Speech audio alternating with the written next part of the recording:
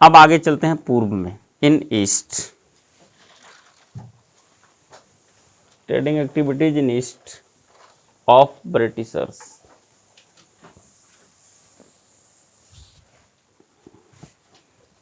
Eastern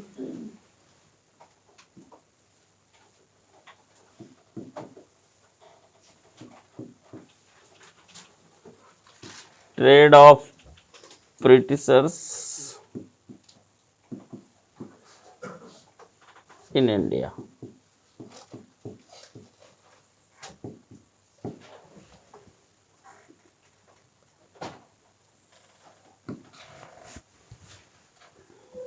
sixteen 51 में actually Bridgman के नेतृत्व में हुगली में इनकी पहली फैक्ट्री स्थापित हुई। तो there established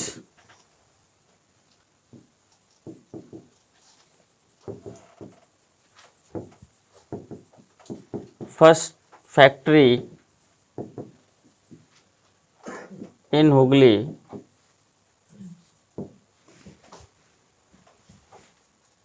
in leadership of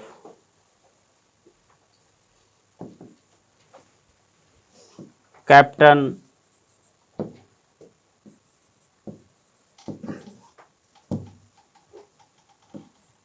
Bridgman. Captain Bridgeman के नेतृत्व में हुगली में पहली फैक्ट्री स्थापित हुई अंग्रेजों की पूर्व में।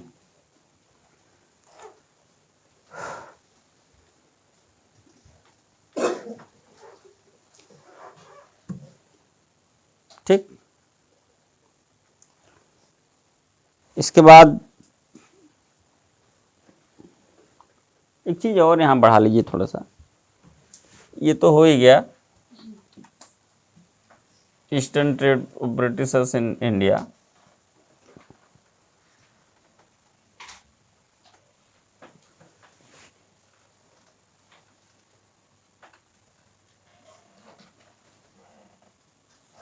बंगाल भी ले लीजिए क्योंकि बंगाल मेन है यार। बंगाल में ब्रिटिश शक्ति का प्रसार या स्थापना, पूरा तो ये है बंगाल में ब्रिटिश शक्ति की स्थापना और प्रसार, इंक्रीजमेंट।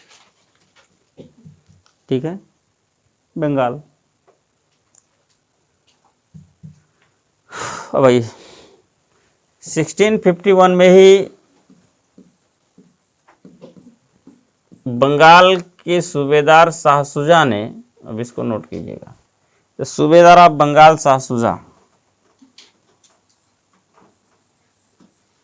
सूबेदार ऑफ बंगाल,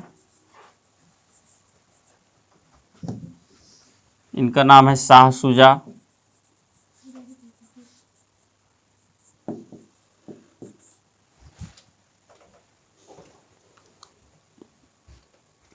बंगाल के सूबेदार शाह शुजा ने, 1651 की ही बात है, शाह शुजा ने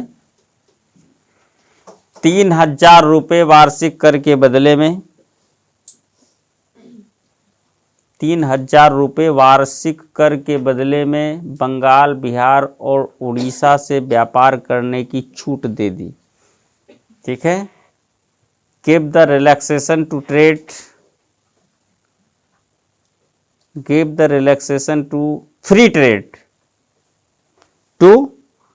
trade from Bengal, Bihar and Odisha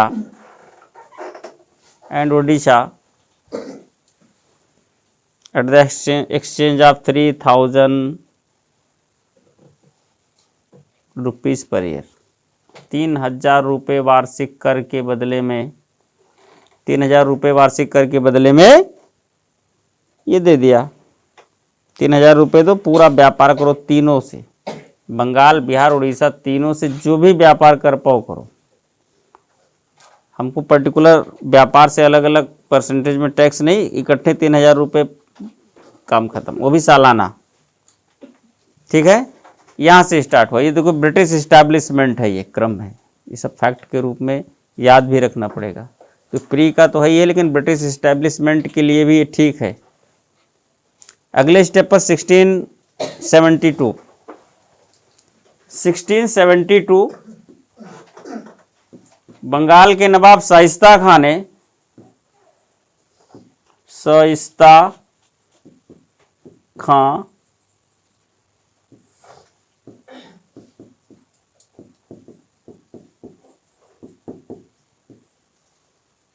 ने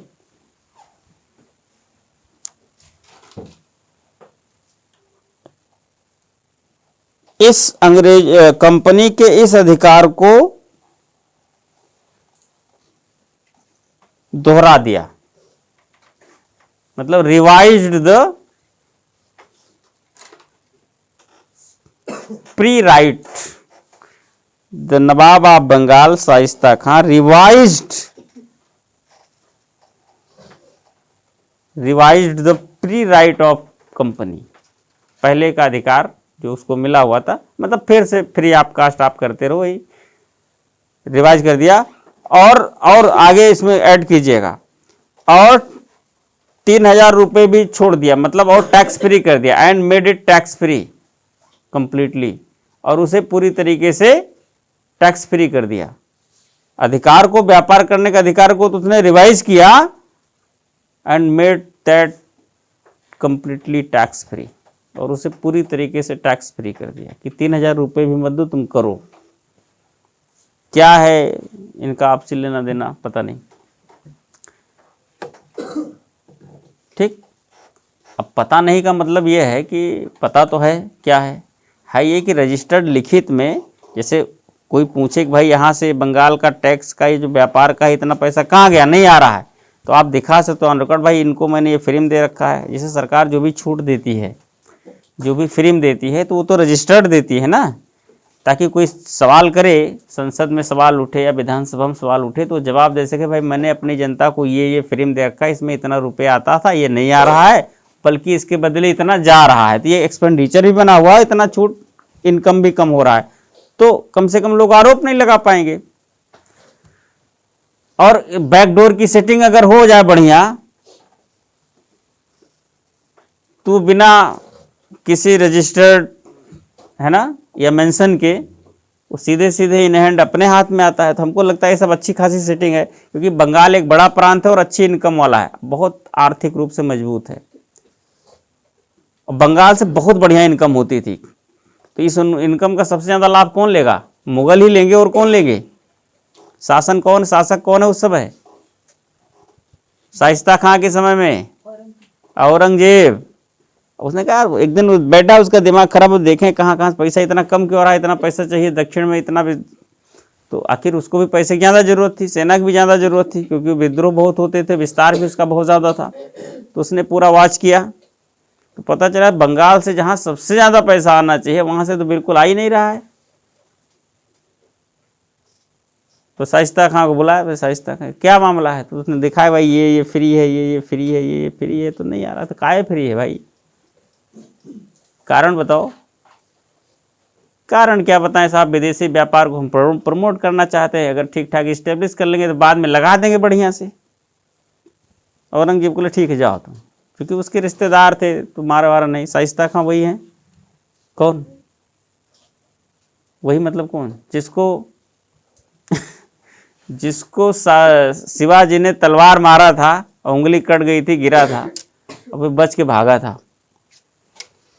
पर अगली लाइन, औरंगजेब ने 1680 में, उसको पता चल गया ना कि सारे छूट किसको मिल रही है? अंग्रेजों को। औरंगजेब ने 1680 में अंग्रेजों पर 2% चुंगी और 1.5% जजिया लगा दिया। इन 1680 Aurangzeb implemented on the Britishers 2% toll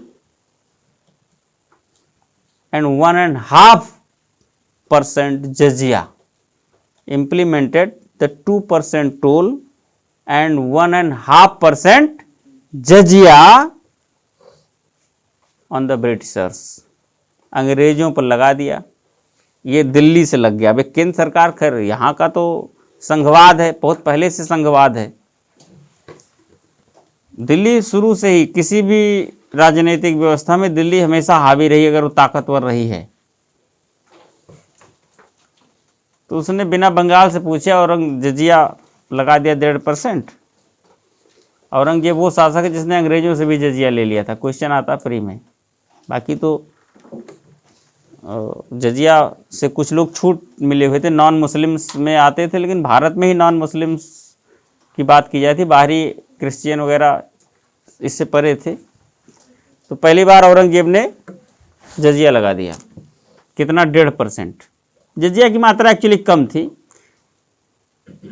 शुरू से ही कम थी, क्योंकि जजिया का उद्देश्य कहीं से भी पैसा कमाना नहीं था। जजिया का उद्देश्य ये एक विभेदकारी कर था, डिस्क्रिमिनेशन टैक्स था, हिंदू और मुसलमानों में भेद करने के लिए लगाया गया था। गैर मुस्लिम नॉन मुस्लिम से लिया जाता था, इसलिए लिया जाता था क्योंकि मुसलमान शासक के अधीन रहकर उसकी सुरक्षा प्राप्त करने के लिए और उसके लिए अनिवार्य सैनिक सेवा से मुक्त रहने के लिए फिर टैक्स देना पड़ेगा, नहीं तो फिर उस राज्य के आप नागरिक नहीं माने जाएंगे। सुरक्षा ये है, तो जजिया वाला जुगाड़ आया था। फिलहाल लगा दिया। अभी अंग्रेज उसी भ्रम में हैं। किस भ्रम में? जैसे कि पुर्तगालियों को मार पीट के खत्म कर दिया, तो उनको लग रहा है कि अब इनको भी निपटाई देंगे। ये 1680 की बात है, ठीक है।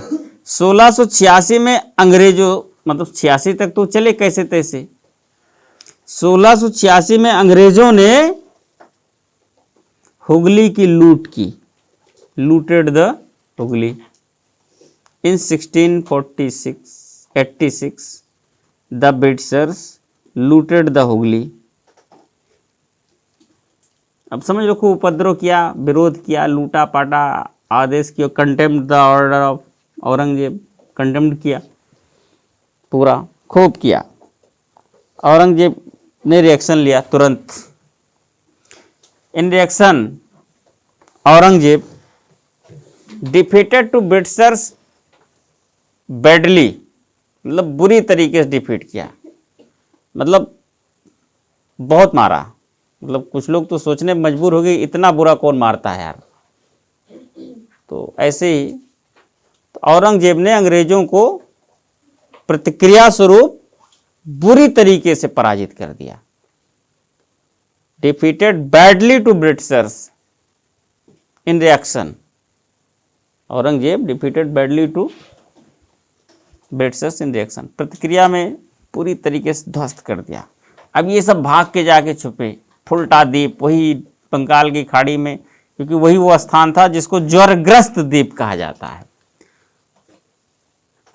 ज्वरग्रस्त समझ रहे, बीमारू द्वीप, वहां मतलब थोड़ा सा सुटेबिलिटी कम थी रहने के लिए, वहां जनसंख्या कम रहती थी,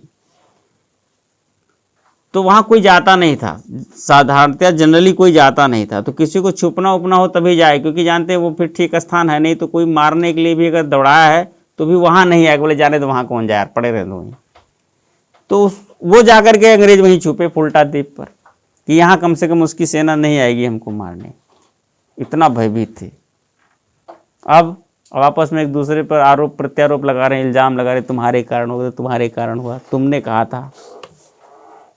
करना क्या, बोले यहाँ से पैक करो, भागो, इंग्लैंड काम खत्म है इधर। अब क्या, अब इंग्लैंड वापसी करो, पैक करो। तो उसी में कोई बुद्धिमान था, एक था जॉब चार्नॉक। उसने कहा यार भागने से कुछ नहीं होगा, गलत तो हो ही गया है, तो प्रयास करते हैं एक बार फिर।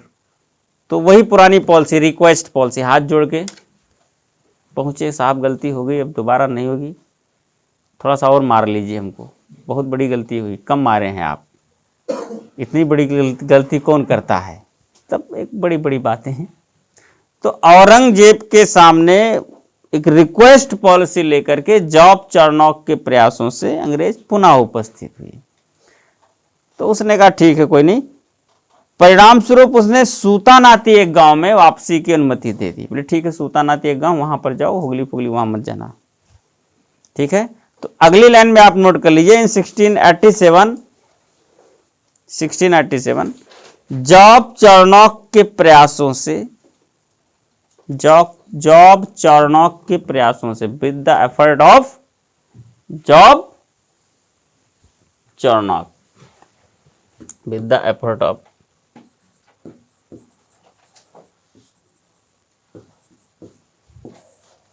ये बात है 1687 जॉब चार्नॉक के प्रयासों से इन्हें सूतानाती में लौटने की अनुमति मिली। They got permission to come back to Sutanati. To Sutanati नामक एक गांव में लौटने की अनुमति मिली। कब? 1687 में।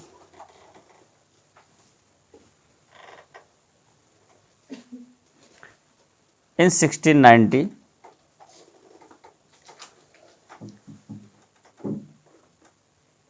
Job Charnock established a factory at Sultanati.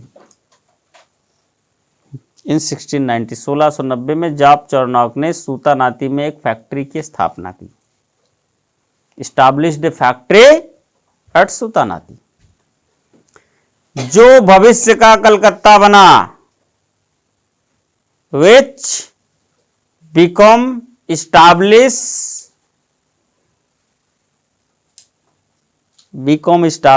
as Calcutta in future, जो भविष्य का कलकत्ता बना।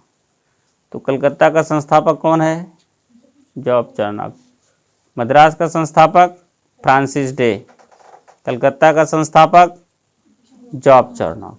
जॉब चार्नॉक कलकत्ता का संस्थापक इस तरीके से हुआ। ठीक है, फिर प्रक्रिया आगे बढ़ी ऐसे धीरे धीरे करके 1698 में बंगाल के सूबेदार अजीमुशान ने अंग्रेजों को 3 गांवों की जमींदारी दे दी। इन 1698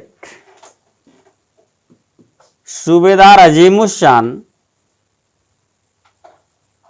सूबेदार समझ रहे हैं ना? सूबेदार कौन होता है? सूबेदार कौन होता है? सूबेदार अजीमुशान। सूबेदार कौन है? सूबेदार प्रांत का मुखिया होता है। जैसे हम बंगाल की बात कर रहे हैं तो बंगाल का मुखिया यानी प्रांतपति यानी कि प्रोविंशियल हेड कौन है? बंगाल कौन देख रहा है? बंगाल का राजा कौन है? उपराजा। जो उपराजा है उसी को सूबेदार कहा जाता था, क्योंकि बंगाल कोई स्वतंत्र प्रांत तो है नहीं, वो तो दिल्ली के अधीन एक इकाई है। तो वो फिर दिल्ली मेन पूरा देश है ना, तो दिल्ली के अधीन एक इकाई के प्रांतपति को सूबेदार कहा जाता था। इन मुगलों के समय में प्रांतपति को क्या कहा जाता था? सूबेदार कहा जाता था। तो हम कह रहे हैं सूबेदार अजीमुशान ने, इसका मतलब बंगाल के सूबेदार अजीमुशान ने। ठीक है, सूबेदार अजीमुशान ने अंग्रेजों को 3 गांवों की जमींदारी दी। Give the land holding of 3 village. Give the land holding of 3 village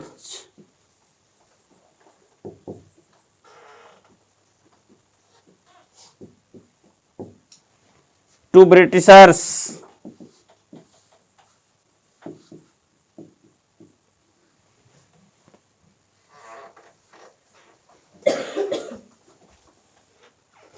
as 3 गांव लिखिए। गोविंदपुर,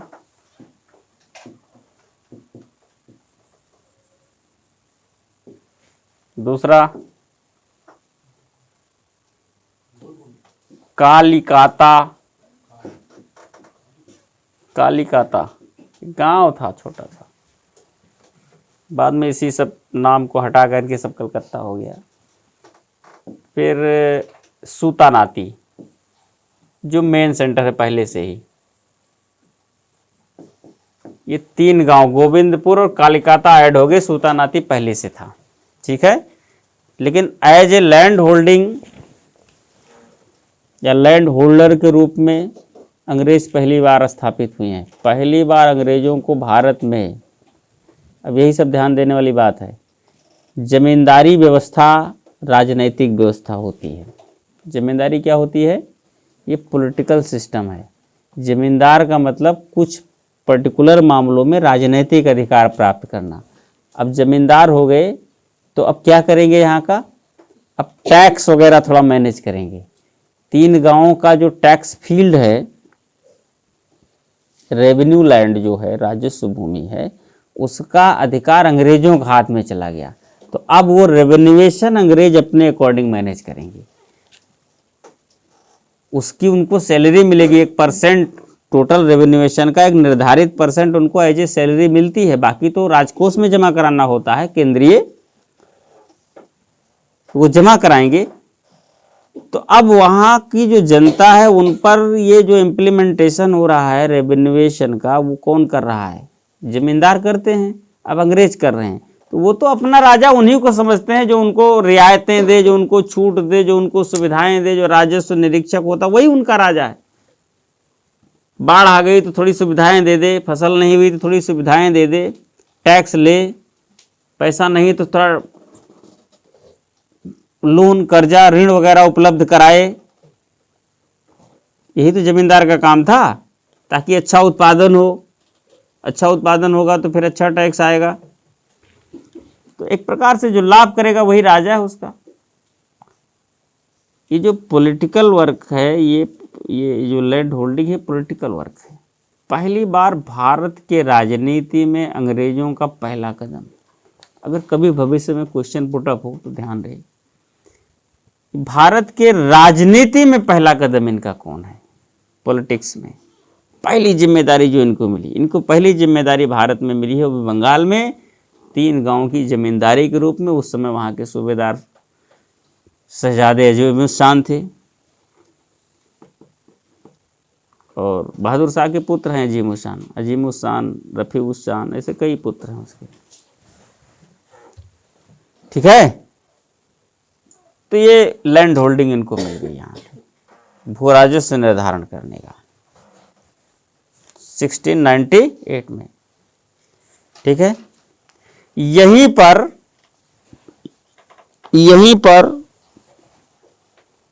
फोर्ट विलियम की स्थापना हुई and there established Fort William here. There established Fort William here, और यहीं पर फोर्ट विलियम की स्थापना हुई। फोर्ट विलियम के नाम पर, ब्रिटिश के राजा के नाम पर ये फोर्ट विलियम बना। फोर्ट विलियम मतलब इनका जो व्यापारिक क्षेत्र है, कॉलोनी है, उसका फोर्ट मतलब एक किलेबंदी कर ली एक प्रकार से। अब किलेबंदी तो वैसे तो नहीं की एक प्रॉपर अधिकार के साथ, बट फोर्ट विलियम मतलब वो इनका किला ही जाना जाता था। इंग्लैंड के शासक के नाम पर फोर्ट विलियम की स्थापना की एक सेंटर के रूप में। आगे चल करके जो कलकत्ता है, ये जो बंगाल का केंद्र है, ये राजधानी के रूप में काम करेगा। अभी राजधानी से पहले ये 3 प्रेसिडेंसियां थी। एक तो मद्रास एक सेंटर हो गया इनका, एक इधर आप पश्चिम में चले जाओ तो बम्बई हो गया, एकदम दक्षिण में तो मद्रास हो गया और पश्चिम में बम्बई होगा, और पूर्व में बंगाल था, कलकत्ता। ये 3 प्रेसिडेंसियां थी। आगे चल करके जो 2 प्रेसिडेंसीज हैं, मद्रास और बॉम्बे, उसको भी इसके अधीन कर दिया गया, और मेन सेंटर इनकी जो राजधानी बनी वो फिर कलकत्ता बनी। तो हो गया ना फोर्ट विलियम की स्थापना। 1700 ईस्वी में इसे प्रेसिडेंसी नगर घोषित कर दिया गया। In 1700 Fort William was announced as presidency city.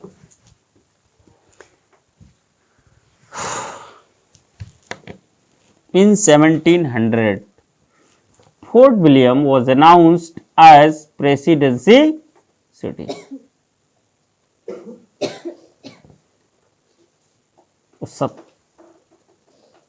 1700 ईस्वी में, और 1774 से लेकर के 1911 तक, राजधानी अपनी चेंज होने के पहले तक 1774 टू 1911 यह अंग्रेजों की औपचारिक राजधानी बनी रही।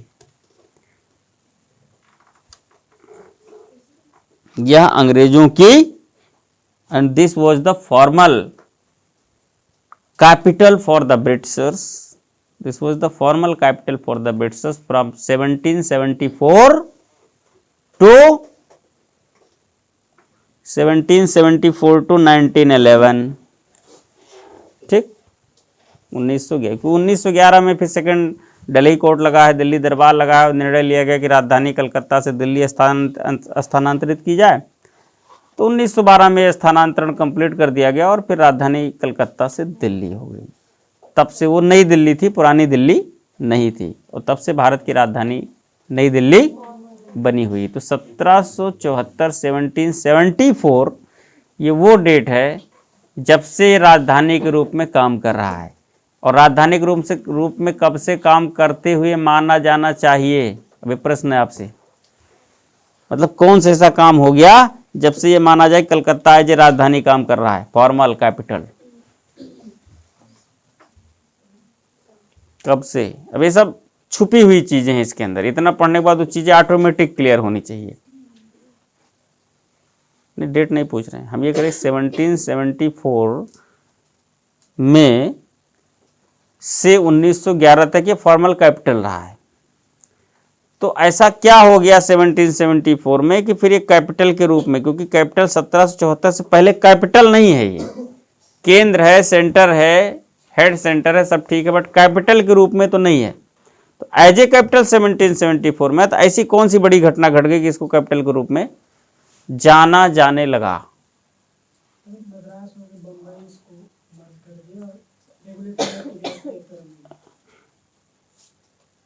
तो ये इनका कहना काफ़ी हद तक सही है, 90% सही है कि रेगुलेटिंग एक्ट आया 1773 में, और उस रेगुलेटिंग एक्ट के अकॉर्डिंग बम्बई और मद्रास की प्रेसिडेंसी को कलकत्ता प्रेसिडेंसी के अधीन कर दिया गया। कहने का मतलब पूरे भारत के अंग्रेज शासन प्रशासन अथवा व्यापारिक क्रियाकलाप को एक सेंटर से, एक मेन सेंटर से हैंडल करना शुरू कर दिया गया। तो जब एक मेन सेंटर से पूरे भारत के शासन प्रशासन या व्यापारिक गतिविधि या क्रियाकलाप को जब मैनेज करना शुरू कर दिया गया, तो फिर राजधानी का काम करने ही लगा। अभी तक बम्बई अलग थी, मद्रास अलग थी, दक्षिण भारत का मद्रास देखा जा रहा था, पूर्वी का बम्बई देख रहा था, इधर पश्चिमी का, और पूर्व का बंगाल से देखा जा रहा था। तो उसमें किसको राजधानी कहें किसको ना कहें, तो राजधानी नहीं कह सकते थे जब दोनों। तो ये रेगुलेटिंग एक्ट है जो उसके अधीन कर दिया है। तो एक प्रश्न अलग से भी है यहाँ पर, वह अधिनियम जब बम्बई और मद्रास को कलकत्ता के अधीन किया गया, 1773 रेगुलेटिंग एक्ट, ठीक है। तो ये काम खत्म हो गया इसका, क्लियर। अब अंग्रेजों को ये पॉलिटिकल एंट्री मिल गई इधर, थोड़ा सा राइट, थोड़ा सा इसमें इंक्रीजमेंट कर दीजिए। जॉन सर्वन मिशन 1715, एक हेडिंग डालिए,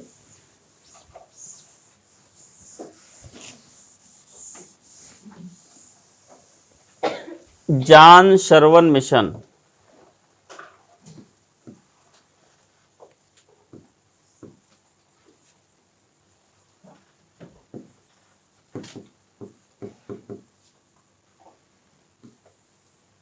सेवनटीन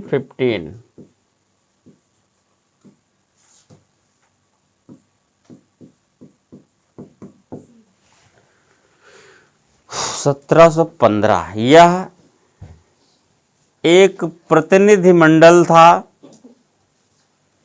यह ईस्ट इंडिया कंपनी का एक प्रतिनिधिमंडल था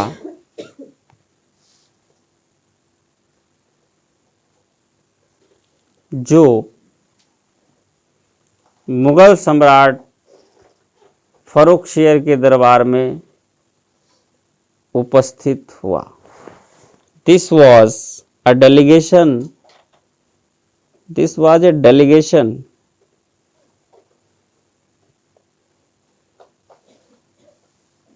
of East India Company which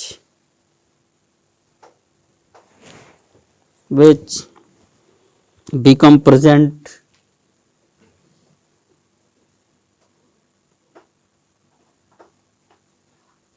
in the Mughal court of Farrukhsiyar, which become present in the Mughal court of Farrukhsiyar. Farrukhsiyar,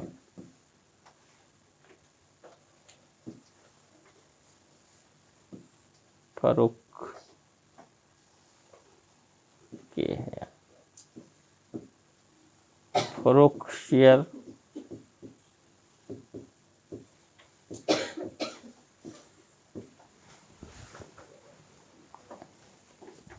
in the leadership of John servant की अध्यक्षता में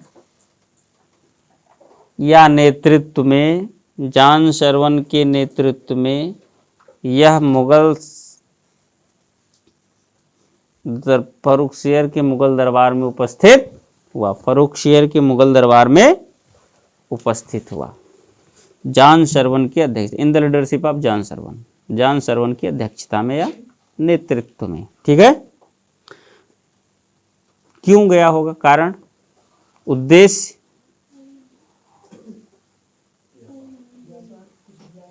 जोर से बोले थोड़ा। वो तो फर्रुखसियर जारी करेगा। ये लोग क्यों गए? Trade relaxation. उद्देश्य क्या है? For the trade relaxation, note कर लिए, व्यापारिक छूट प्राप्त करने के लिए, फॉर गेटिंग ट्रेडिंग रिलैक्सेशन। सदस्य कौन कौन है इसमें? मेंबर्स, सबसे पहले तो जॉन सर्वन है,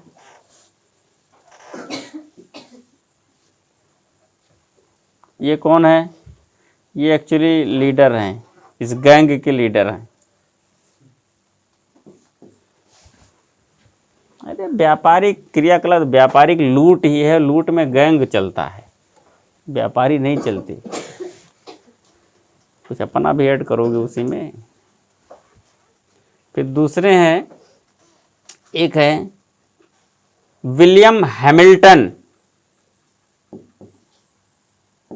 विलियम हैमिल्टन,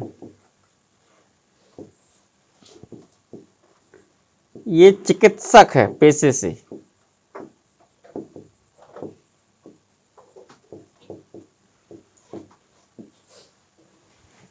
ब्रैकेट में लिखिए चिकित्सक, डॉक्टर, चिकित्सक, प्रोफेशनली ये चिकित्सक। अच्छा, जितने डेलीगेशंस हुए हैं, जो भी, चाहे हमने भले नहीं लिखा है लेकिन हम बता दें कि जो भी मुगल दरबार में शासकों के समक्ष उपस्थित हुए हैं रियायतों के लिए, चाहे वो विलियम हॉकिंस से लेकर के आगे जितने भी, सब की मैं बात कर रहा हूँ। अभी वो 3000 रुपये वाला कौन दिया था? वो अजीम उस शान। उससे पहले कौन था वो? सासुजा। तो उसने जिसको भी दिया, उस डेलीगेशंस में भी एक डॉक्टर शामिल था, ग्रेबियन बॉटम। अब कहाँ तक सारी चीज़ें मैंने, कुछ आप लोग भी पढ़िए, ग्रेबियन बॉटम उसमें था शामिल। तो जितने डेलीगेशंस आए हैं, प्रतिनिधिमंडल गए हैं या समूह गया है व्यापारिक गया, तो सब में एक डॉक्टर जरूर रहा है। हाँ हाँ हाँ हाँ, पेंसिलिन लगाई थी, सही कह रहे हैं। तो कुल मिला के ये, वो तो ठीक है, अलग मुद्दा है, बट मुद्दा जानते हो क्या है? मुद्दा ये है कि यहाँ पर अभी चिकित्सा उतना डेवलप है नहीं, मेडिकल साइंस यहाँ का बहुत पीछे है।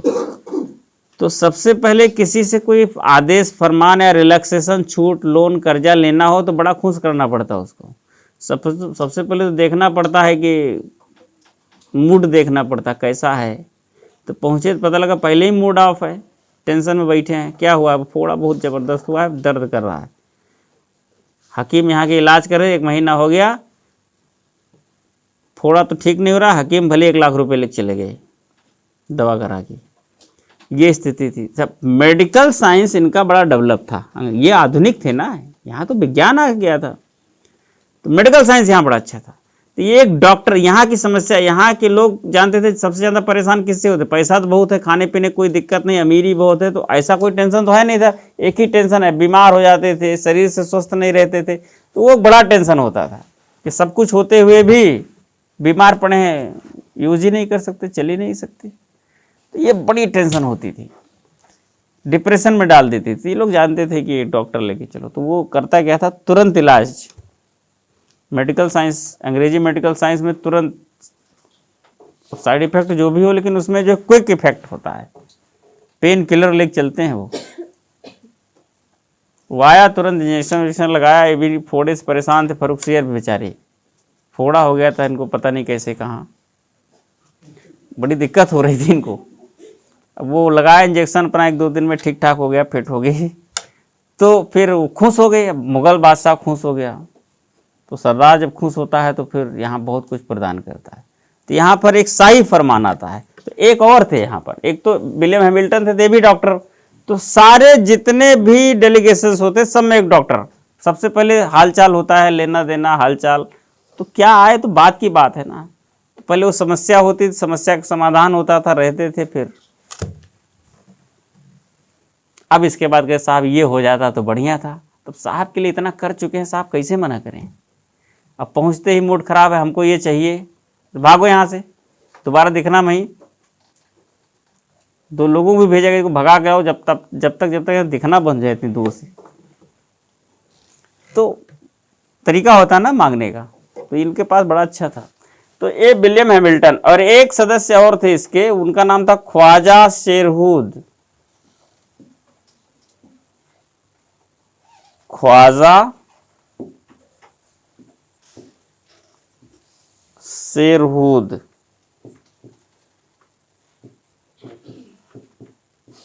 ये आर्मेनिया के थे और दुभाषिया थे, बाइलिंग्विस्टिक, ट्रांसलेटर का काम करते थे। उसको भी साथ में लेके चलते, बाय द वे कोई बात ना समझ में आए तो आम जनमानस से बातचीत हो तो आदमी कहे भाई क्या बोले, जरा फिर से बोलो। अब मुगल सम्राट बैठा, नहीं समझ में आया, उसने कुछ कह दिया, अब उससे ये भी तो नहीं कह सकते साहब एक बार फिर से रिपीट कर दीजिए। तो प्रोटोकॉल होता, दोबारा हिम्मत ही नहीं है। क्या, जैसे आप क्या, तो क्या, वो नहीं चलता उधर। क्या क्या बोले, भगाओ इसको यार, हटाओ इसको, भगो वो नहीं चलता उधर। क्या, तो एक दुभाषिया और थोड़ा सा बढ़िया एक वो ट्रांसलेटर सब लेके चलते थे कि अगर कोई बात हम मिस कर गए तो ये जाने रहे, बाद में हमको समझा दे कि यही कहा है, या तुरंत समझा दे कि इसका जवाब क्या देना है। तो एक दुभाषिया ख्वाजा, ये आर्मेनिया का था, आर्मेनिया का दुभाषिया, by linguistic from Armenia, note करिए बेगड़े। तो 3 लोगों का ये डेलीगेशन था मुगल दरबार, फर्रुखसियर के मुगल दरबार में पहुंचा, उसकी किसी बीमारी का इलाज वगैरह किया, फोड़ा उसको हुआ था, फोड़े का इलाज हुआ उसका, और फिर मुगल सम्राट खुश हुआ। खुश होने के बाद उसने जो है शाही फरमान जारी किया। तो after that all treatment, Mughal सम्राट फर्रुखसियर अनाउंस्ड द शाही फरमान announced the शाही फरमान फॉर कंपनी,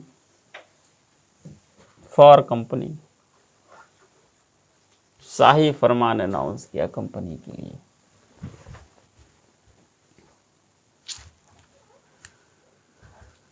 शाही फरमान नोट कीजिए, नंबर 1,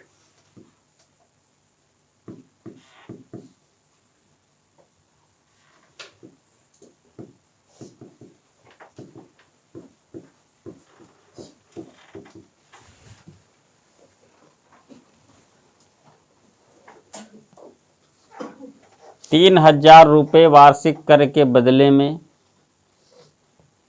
नंबर 1 पहला लिखिए, ₹3000 वार्षिक कर के बदले में बंगाल के सभी बंदरगाहों से व्यापारिक छूट, बंगाल के सभी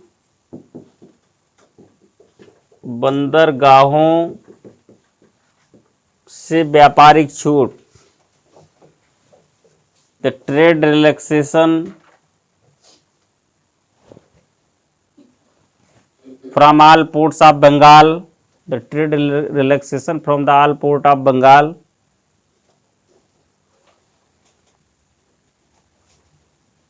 eight the exchange of ₹3000 per year,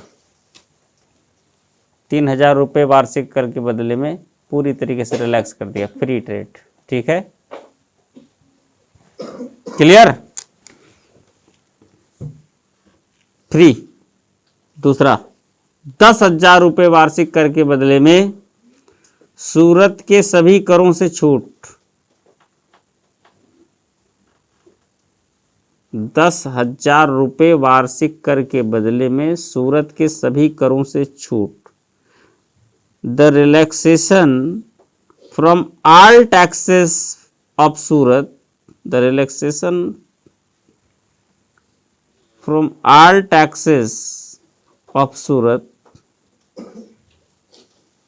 eight the exchange of 10,000 rupees per year. 10,000 रुपये तो सूरत में और भी जितने प्रकार टोल टैक्स, ये टैक्स, वो टैक्स, जितना लग रहा, बहुत प्रकार के होते थे टैक्स, सब छूट करो, बस 10,000 इकट्ठे दे दिया करो हर साल। सूरत का सब कुछ आपका हो गया।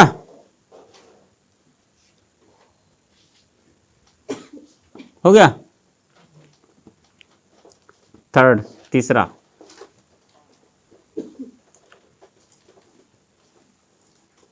बंबई में ढाले गए ब्रिटिश सिक्कों को संपूर्ण मुगल साम्राज्य में चलाने की छूट। The Britishers got relaxation to circulate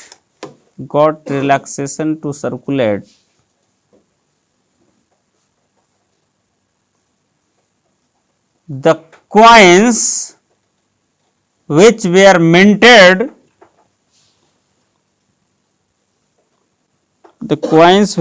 minted in Bombay, Bambai में ढाले गए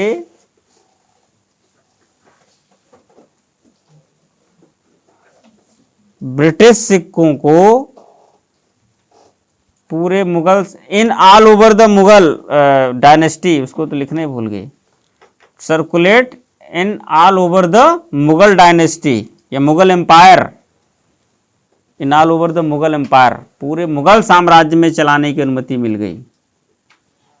ठीक है, या दूसरे परमिटेड टू ऐसा भी लिख सकते हो, बट ठीक है जो लिख दिया अपना अपने। हो गया।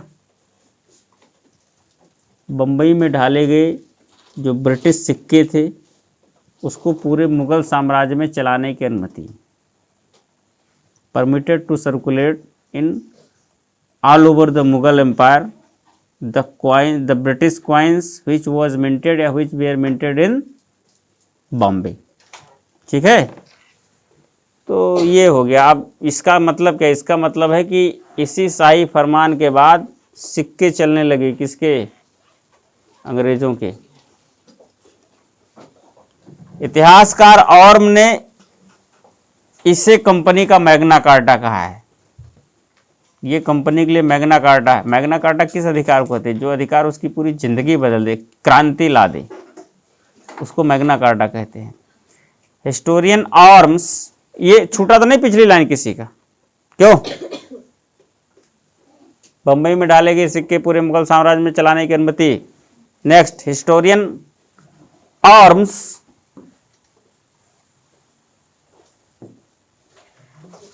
called this फरमान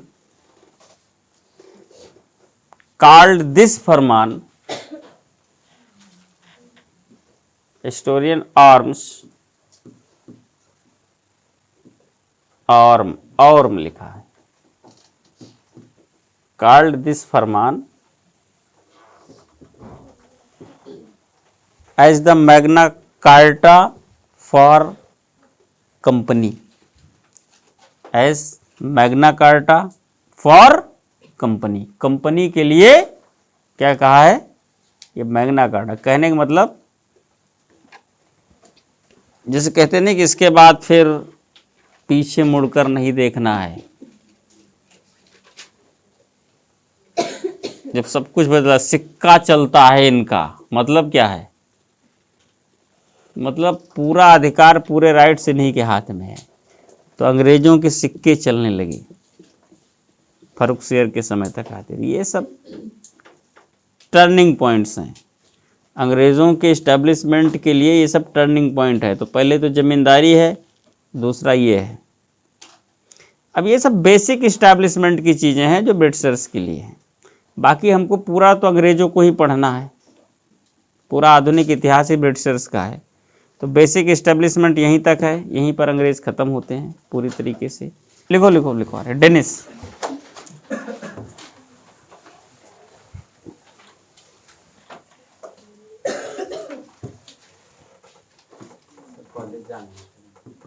अरे 5 मिनट रुको यार, 5 मिनट भी कम लगेगा, बस तुरंत लिखो।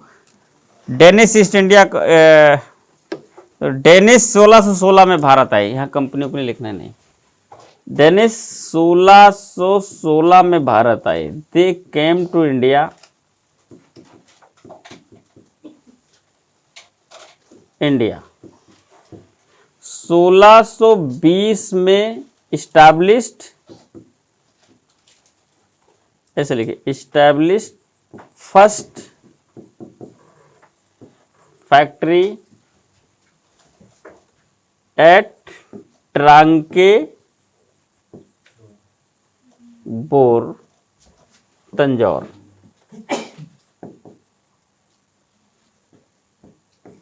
तंजौर तमिलनाडु में है लिखा।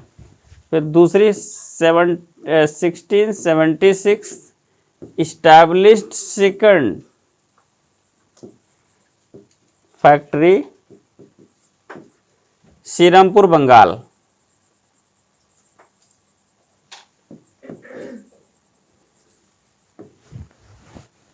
ठीक। 1745 1745